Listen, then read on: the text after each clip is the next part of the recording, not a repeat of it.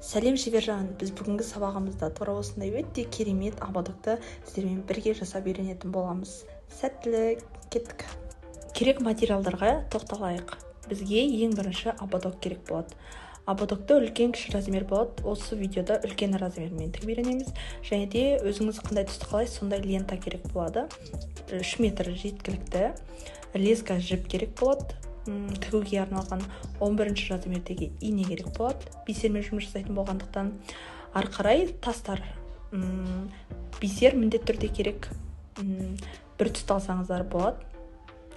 Ары қарай хрусталь тастар. Сіздерге ұсынарым 3 түрлі размерден алыңыздар. Бір лескадан алсаңыздар, бір ободокқа жетеді. Мендегі хрусталь тастар 6-4-2 мм хрусталь тастар.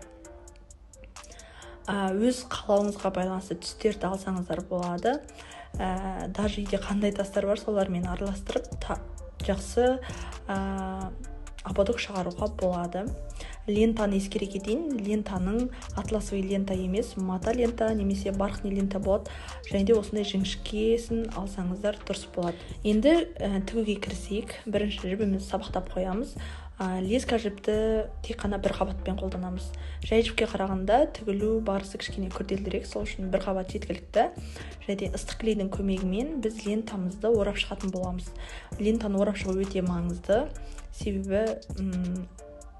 Себебі ободоктың өзінің материалы жұқа және де қара түсті, бізге қызыл түс керек. Сол үшін міндетті түрде лентамен осы көрсетілгендегідей орап шығасыздар. Клейді міндетті түрде іштен жағу керек. Және де 4-5 орап барып, бір рет клей жақсаңыздар, жақсы ұстайды. Соңғы жағына дейін толығымен орап шығасыздар.